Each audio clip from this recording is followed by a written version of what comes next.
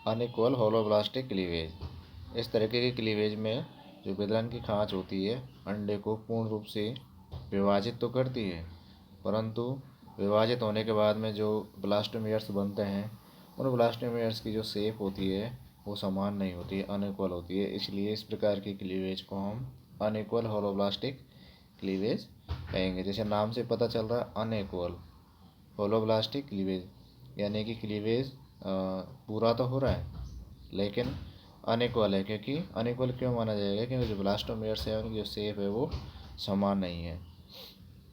इस तरीके का जो विदलन है वो मीजोलैसिथियल और टीलोलैसिथियल, यानी कि जिनमें मध्यम और पीतक की बहुत ज़्यादा मात्रा होती है, उस प्रकार के अंडे होते हैं, उनमें अनइक्वल होलोब्लास्टिक क्लीवेज पाया जाता है। इनमें क्या होता है कि जो यॉक होता है वो एनिमल पोल की तरफ तो होता है कम और वेजिटल पोल की तरफ होता है ज़्यादा। ठीक है, तो इस प्रकार क्या होता है कि जो इनका डिवाइडेशन होगा वो कम और ज़्यादा होगा, और ब्लास्टोमेयर्स जो बनेंगे उनकी शेप और भी वो अनइक्वल होगी। जैसे आप डायग्राम में देख पा रहे हैं,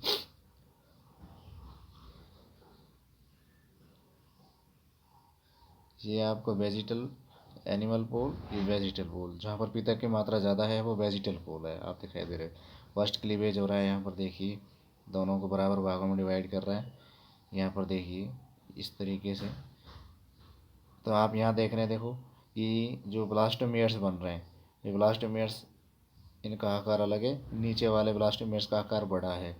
इधर वाला देखिए, आप ये देख पा रहे हैं, इन ब्लास्टोमेयर्स का आकार छोटा है और नीचे वाले जो ब्लास्टोमेयर्स हैं उनका आकार बड़ा है। जिनमें से जो बड़े आकार के जो ब्लास्टोमेयर्स बन रहे हैं उनको तो कहेंगे हम मैक्रोमियर, और जो ऊपर की साइड आपको दिखाई दे रहे हैं मैंने बताया जिनका आकार छोटा है, इस प्रकार के ब्लास्टोमेयर्स को हम कहेंगे माइक्रोमियर। इस प्रकार का क्लीवेज खास करके ऐसे एनिमल्स में पाया जाता है, जैसे मेंढक और मछली जो होते हैं उनके अंडों में इस प्रकार का अनइक्वल होलोब्लास्टिक क्लीवेज पाया जाता है। सेकंड नंबर आता है मीरोब्लास्टिक क्लीवेज, अपूर्णभंजी विदलन।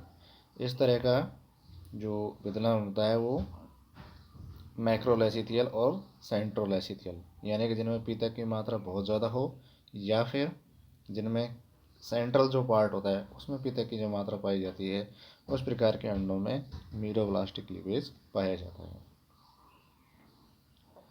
इन अंडों में पीतक की मात्रा अधिक होने के कारण विदलन की खांच केवल सक्रिय कोशिका द्रव्य का ही विभाजन कर पाती है।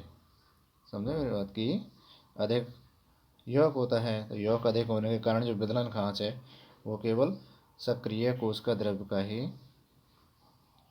विभाजन कर पाती है, और पीतक वाला भाग अविभाजित ही रह जाता है। यानी पीतक का इतना डिवाइडेशन नहीं होता है कि केवल साइटोप्लाज्म जो रहता है, साइटोप्लाज्म का ही सेल डिवीजन हो पाता है इसमें।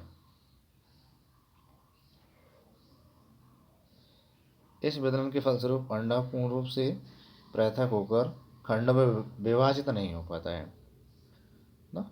जब ये विदलन होता है तो उसके दौरान जो अंडा होता है उसमें पूर्ण रूप से पृथक ना होकर के जो खंड्स होते हैं ब्लास्टोमेयर्स वो आपस में विभाजित नहीं हो पाते हैं, इसलिए उसको हम अपूर्णभंजी विदलन या मीरोब्लास्टिक क्लीवेज कहेंगे। ये भी दो प्रकार का होता है, डिस्कोइडल मीरोब्लास्टिक क्लीवेज और सुपरफिशियल मीरोब्लास्टिक क्लीवेज।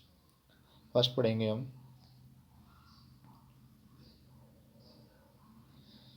बिम्बाव या डिस्कोइडल मीरोब्लास्टिक क्लीवेज।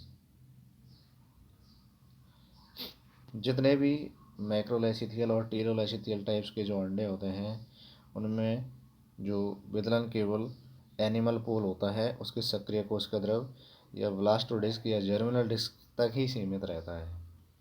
ठीक है, डिस्कोइडल मीरोब्लास्टिक क्यों कहते हैं? क्योंकि जो कई ऐसे मैक्रोलैसिथियल और टीलोलैसिथियल होते हैं जिनमें विदलन केवल जो एनिमल पोल होता है उसका जो सक्रिय कोशिका द्रव्य होता है उसमें या उसकी ब्लास्टो डिस्क में या जर्मिनल डिस्क में ही डिवीजन होता है, आगे डिवीजन नहीं होता है, वहीं तक सीमित रहता है।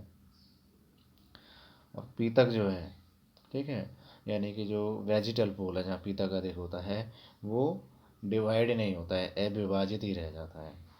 इस प्रकार के विदलन के फलस्वरूप यानी डिस्क के समान भ्रूण का विकास होता है। सबसे पहले किस डिस्क नुमा संरचना बनती है, जैसे आप डायग्राम में देख पा रहे हैं ये, ठीक है। जैसे फर्स्ट डिवीजन हो रहा है तो ये डिस्क बन गई है आपकी।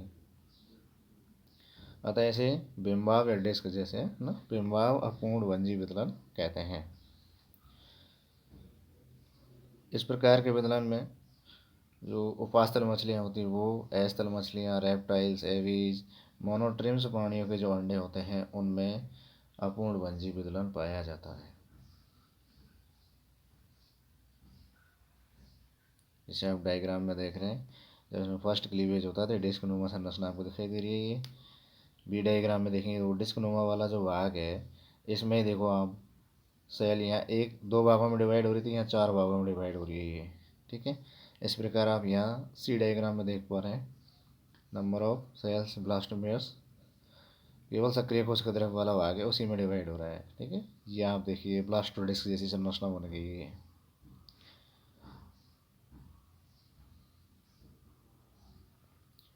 अब आता है सुपरफिशियल मीरोब्लास्टिक क्लीवेज, यानी कि सतही अपूर्णभंजी विदलन। इस तरह का जो विदलन होता है वो सेंट्रोल एसिथियल एक्स में ही पाया जाता है। इन अंडों में जो यॉक होता है वो अंडे का जो सेंट्रल भाग होता है उसमें ही स्टोर रहता है, और इसका जो सक्रिय कोशिका द्रव्य होता है वो सतह या परिधि की तरफ ज़्यादा होता है, ठीक है। सरफेस लेवल बाहर की साइड में ज़्यादा होता है, परिधि की ओर ज़्यादा होता है। विदलन के परिणाम स्वरूप केंद्रक का विभाजन तो हो जाता है, लेकिन जो कोशिका द्रव्य है वो उसका डिवाइडेशन नहीं होता है, उसका सेल यानी कि साइटोप्लाज्म का डिवाइड नहीं हो पाता है, ठीक है। इस विदलन में क्या होता है कि जो केंद्रक होता है उसका तो डिवीजन हो जाता है, लेकिन इसका जो साइटोप्लाज्म होता है वो अविभाजित ही रह जाता है। अविभाजित होकर के यानी इसका जो कोशिका द्रव्य होता है उसमें आकर के एकत्रित हो जाते हैं, तथा बहुकेंद्रकीय संरचना सिनेंशियल का निर्माण करते हैं, यानी कि एक केंद्रक कई सारे केंद्रक में डिवाइड होकर के बन जाता है। तो इसमें क्या होता है कि सिनेंशियल या बहुकेंद्रकीय संरचना का निर्माण हो जाता है। उसके पश्चात इसका जो सतही कोशिका द्रव्य होता है वो विदलन खांचों के द्वारा विभाजित होकर के पीतक के चारों ओर कई कोशिकाओं का निर्माण करता है। तो इस तरह की जो विदलन होती है वो इंसेक्ट जो रहते हैं कीटों में या अन्य जो ऑर्थोपोड संघ के जो प्राणी होते हैं उनमें विशेष स्तर पाया जाता है।